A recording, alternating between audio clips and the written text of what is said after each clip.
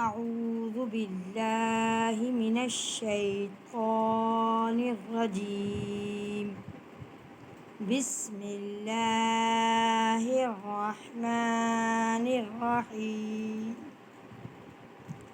السلام علیکم ورحمۃ اللہ وبرکاتہ۔ پیارے بچوں، آج ہم اپنے تربیتی نصاب کے سبق ادغام مع الغنہ کے ساتھ حاضر ہیں۔ پیارے بچوں، جیسا کہ میں نے آپ کو پچھلے سبق میں ادغام بلا غنہ کے بارے میں اچھی طریقے سے سمجھایا اور پڑھایا تھا اور آپ کو بتایا تھا کہ لام اور را پر جب ادغام ہوتا ہے تو ہم اس کو بغیر غنّے کے پڑھتے ہیں۔ اسی طرح بچوں، آج میں آپ کو ادغام مع الغنہ کے بارے میں تفصیل سے سمجھاؤں گی اور مشق کے ساتھ ہم اور آپ مل کر اس کی پریکٹس کریں گے۔ تو آئیے بچوں، ہم اپنے سبق کا آغاز کرتے ہیں۔ ادغام مع الغنہ، نون ساکن یا تنوین کے بعد حروف یرملون کے ان 4 حروف یا، نون، میم، واو میں سے کوئی ایک حرف بھی اگر دوسرے کلمے میں آئے تو نون ساکن یا تنوین کو غنّے کے ساتھ ملا کر پڑھیں گے۔ تو آئیے بچوں، ہم سب سے پہلے ادغام یا کے بارے میں مشق کے ساتھ پڑھتے ہیں۔ آپ میرے ساتھ مل کے پڑھیے گا کہ ہم اس میں کس طرح غنّہ کر رہے ہیں۔ فا زبر فا، میم نون یا زبر مئی، فا مئی، یا عین زبر یا، فا مئی یا، میم زبر ما، فا مئی یعما، لام پیش لو، فا مئی یعملو، فا مئی یعمل، خا یا زبر خی، را یا دو زبر رئی، خیرن، یا زبر یا، خیرن یا، را زبر را، خیرن یرا، ہا الٹا پیش ہو، خیرن یرہ، خیرن یرہ،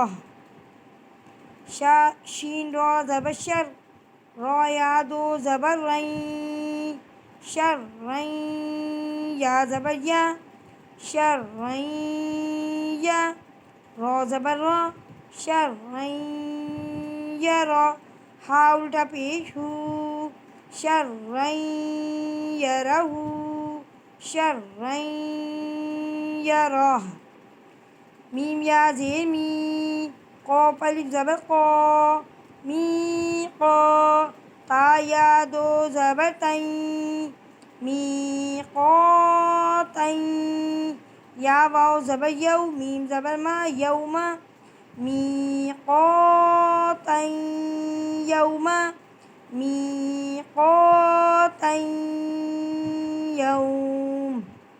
بچوں، اب ہم ادغام نون کے ساتھ غنّہ کر کے پڑھتے ہیں۔ میم نون زیر من، نون زبر نا، من، صاد یا زیر صی، من نصی، را دو زیر رن، من نصیر، من نصیر، حمزہ نون زبر ان، نون زبر نا، ان، میم نون پیش من، انّامن، نون زبر نا، انّامن، انّامن، سین لام پیش سل، قا الف زبر تا، سلطان، نون دو زبر نن، سلطانن، نون زبر نا، صاد یا زیر سی، نصی، را دو زبر رن، نصیرن، سلطانن، نصیرن، سلطانن، نصیر، اب ہم ادغام میم کے بارے میں آپ کو پڑھاتے ہیں مشق کے ساتھ، غور سے پڑھیے گا۔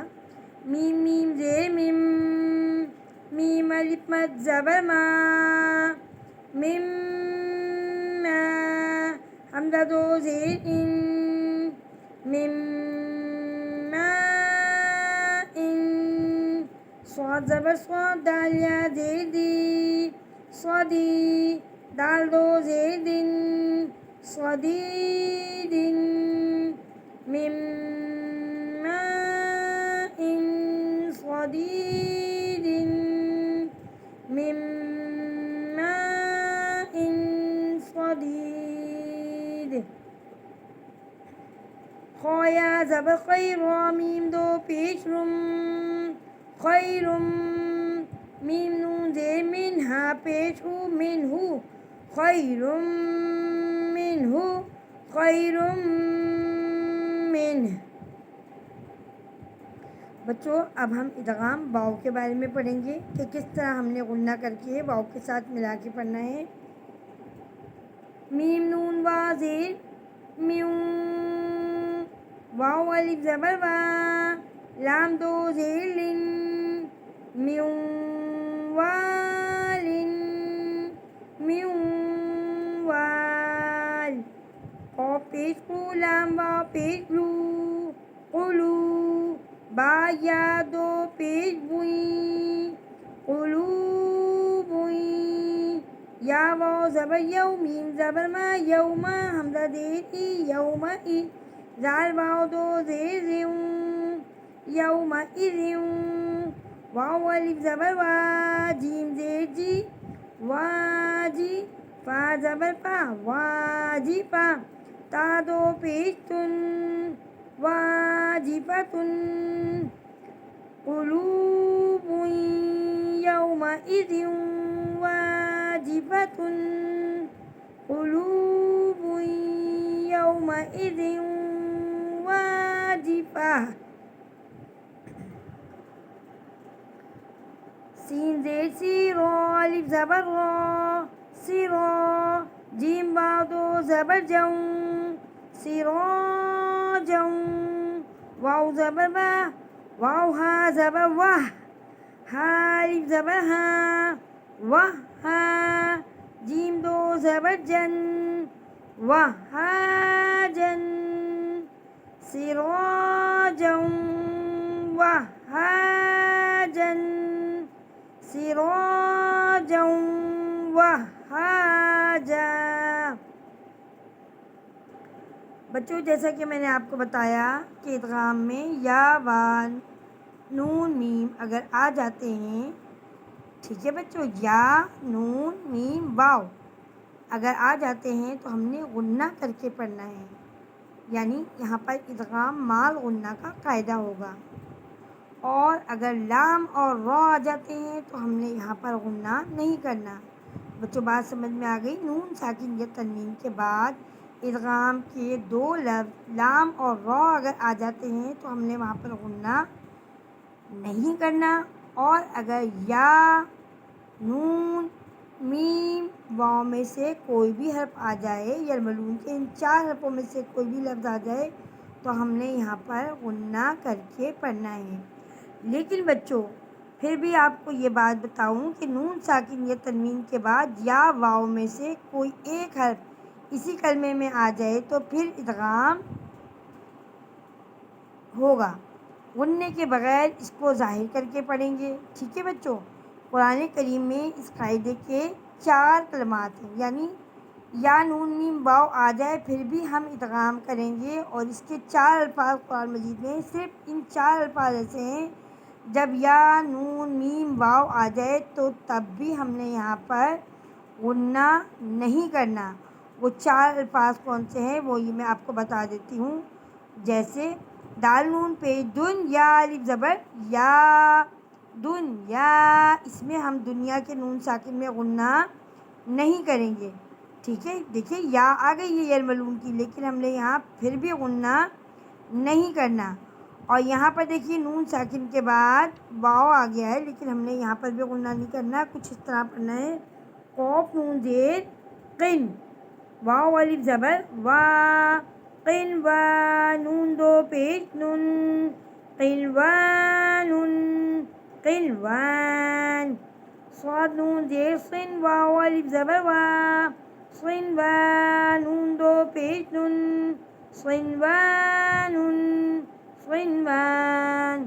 با نون پیش بن یا الف زبر یا، بنیان دو پیش نون، بنیان بنیان.